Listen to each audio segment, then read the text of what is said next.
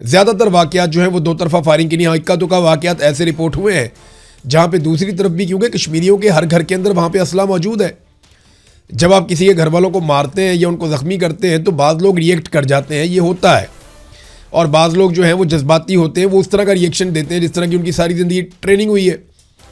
तो ये इक्का दुक्का वाक़यात ऐसे होते हैं, लेकिन ओवरऑल जॉइंट अवामी एक्शन कमेटी ने इस बात को यकीनी बनाने की पूरी कोशिश की है कि उनकी जानिब से कोई मुसल्लह तसादुम ना हो, बल्कि वो बार बार ऐलान करते हैं कि कोई भी शख्स हथियार अपने साथ ना लेकर आए।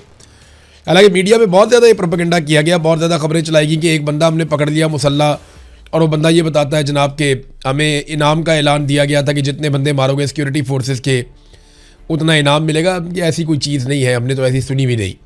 जॉइंट अवामी एक्शन कमेटी वालों से हम बात करते हैं, वो ना तो एंटी पाकिस्तान है, ना वो कोई इंडिया के एजेंट है, ना वो कोई पाकिस्तान के दुश्मन है। वो सिर्फ ये कहते हैं जनाब जो आज़ाद कश्मीर के लोग हैं उनके मैंडेट का एहतराम किया जाए, उन्हें अपनी हुकूमत बनाने की इजाज़त दी जाए। ये तरीकाकार गलत है कि एक सेक्टर कमांडर ऑफिस में बैठ के एक ऑफिसर फैसला कर लेता है कि जनाब हम बताएंगे कि आज़ाद कश्मीर में हुकूमत कैसे बनानी है और क्यों बनानी है और किसकी हुकूमत बनानी है, फिर उसको कैसे चलाना है। तो वो कहते हैं जी इस तरह तो नहीं, क्योंकि देखें ना आज़ाद कश्मीर के बहुत बड़ी तादाद में लोग ओवरसीज़ हैं, वो दुनिया के तरक्की याफ्ता ममालिक में रहते हैं, वहाँ पर वो देखते हैं कि निज़ाम कितना अच्छे से काम कर रहा है। अब वो ये चाहते हैं कि इसी तरह जो है वो आज़ाद कश्मीर के अंदर भी अच्छा निज़ाम काम करे, लेकिन वहाँ पे पूरा का पूरा निज़ाम जो है वो यरगमाल है। इस वजह से ये ऑब्वियस है कि एक रिएक्शन आना था और वो रिएक्शन आया, और वो आप देख रहे हैं। अब लोग भागते नहीं हैं, वो अपनी लाशें उठाते हैं, ज़ख्मियों को उठाते हैं और दोबारा इकट्ठे होकर आगे बढ़ जाते हैं। ये सिलसिला अगर ऐसे ही चलता रहा ना तो इस बात का बहुत बड़ा ख़तरा है कि लाशें गिरने की तादाद बहुत बढ़ जाएगी और ज़्यादा लोग शहीद हो जाएंगे। वफाकी वज़रा बड़े अजीबोगरीब बयान दे रहे हैं, यानी मैं हैरान होता हूँ कि वो जलती आग को बुझाने की बजाय, फायर फाइटिंग करने की बजाय, हुकूमत पे बैठे हुए वज़रा वो जलती पे तेल डाल रहे हैं। कोई कहता है जी कि ये भारत के एजेंडे पे हैं, ये गद्दार हैं, ये उनके साथी हैं। कोई वज़ीर कहता है कि जी हमारे जो ट्रेंड किए हुए मुजाहिदीन हैं वही वापस हमारे गले पड़ गए, वो हमसे अब लड़ रहे हैं। एक तो इसके अंदर एक बड़ा एतराफ़ है कि भारत के अंदर जो मुजाहिदीन लड़ते थे उन्हें पाकिस्तान की फ़ौज ट्रेंड करती थी, और ये पाकिस्तान के वज़रा ये एतराफ़ कर रहे हैं कि जनाब हमारे ही ट्रेंड किए हुए मुजाहिदीन वापस हमें पड़ गए हैं।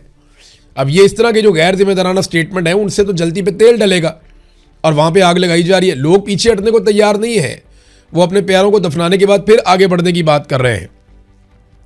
एस्टेब्लिशमेंट के जो टाउट सहाफ़ी हैं वो अब ये पैगामात दे रहे हैं एस्टेब्लिशमेंट की जानिब से, यानी डाक लेकर आते हैं। वो ये बताते हैं कि जनाब एस्टेब्लिशमेंट ने ये फैसला कर लिया है कि समझौता नहीं करेंगे, मार डालेंगे, सज़ा दी जाएगी।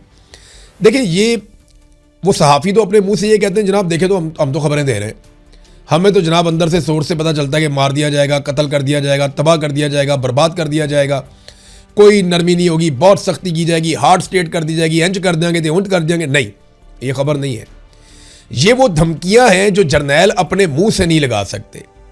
अगर जर्नैल अपने मुंह से ये धमकियां लगाएं तो पूरी दुनिया में उनके मुंह पे थू थू हो जाएगी। लिहाजा ये धमकियां लगाने के लिए उन्होंने अपने टाउट्स पाले हुए हैं और वो उनके जरिए से ये धमकियां लगवाते हैं। ये खबर कोई नहीं होती। जर्नैल का जो धमकी लगाने का दिल करता है ना कि ये वाली धमकी मैंने लगानी है पाकिस्तानी अवाम को, धमकी खुद नहीं लगाता। वो करता यह है कि अपने टाउट के जरिए से वो धमकी लगवाता है। खबर कोई नहीं होती उसके अंदर, निरी धमकी होती है, आगे वो टाउट बैठ के शुरू हो जाता है उनके बिहाफ के ऊपर। यानी ये तो वो हरकत है ना कि वो चौधरी के साथ एक मरासी होता है, वो चौधरी के बिहाफ पे हर एक को धमकी लगाता फिरता है। तो ये इस तरह के काम है, ये सहाफ़ियों के करने वाले काम नहीं है।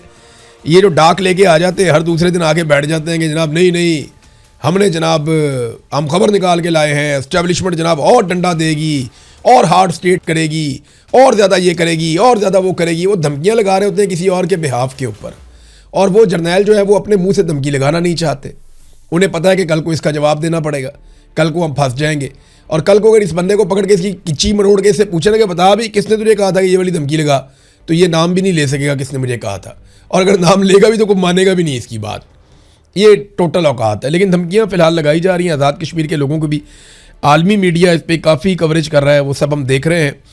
अब नाज़रीन, इसमें जो लोग शहीद हुए उनमें एक इमाम मस्जिद शहीद हो गए, यानी उनका क्या कसूर था।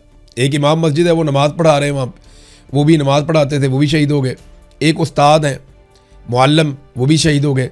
एक हमारा PhD का तालिब इल्म था, बड़ा अच्छा नौजवान, उसामा जमील, वो नारे लगवाता था लोगों के जज्बात भड़काता था, उन्हें बोलता था कि बोलो और खुलकर अपने लिए आवाज़ उठाओ, इनकलाब के लिए आवाज़ उठाओ, अपने हकूक़ मांगो।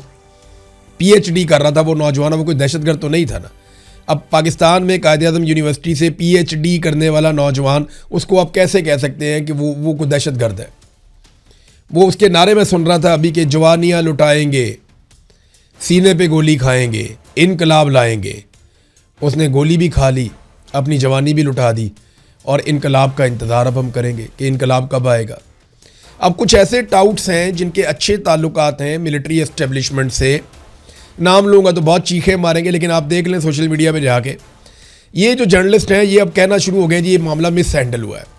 ये जो सहाफ़ी हैं ना, ये अपने से नहीं बोलते, ये तब बोलते हैं जब इन्होंने मिलिट्री एस्टेब्लिशमेंट को रेस्क्यू करना होता है। ये जो कुछ भी अभी बिलावल ने किया, ये क्यों किया, ये मैं आपको बताता हूँ आगे चलकर। लेकिन पहले नवाज शरीफ, शहबाज शरीफ, मरियम नवाज़ और इनके जो चमचे खर्चे हैं वो सारे एक दूसरे को मुबारकबादें दे रहे हैं और मुबारकबादें वसूल कर रहे हैं। हत्ता कि ये लोग 31 लाशें गिर गई, लेकिन इसके बावजूद ये अपने ट्विटर अकाउंट्स के ऊपर भी मुबारकबादें ही दे रहे हैं। ये इनके हालात, ये इतने इररेलेवेंट हैं पाकिस्तान के मसाइल से और मामलात से। वहाँ लाशें गिर रही हैं, इनकी मुबारकबादें नहीं बंद हो रही, इनकी बाछियाँ ही नहीं खिलनी बंद हो रही। उधर नौजवानों ने कॉल दी है जी, इस्लामाबाद में पहली मरतबा नौजवान तलबा वो कह रहे हैं जी हम इकट्ठे होकर आएंगे। अब जेनजीज जो हैं वो इस मामले में एहतजाज करेंगे।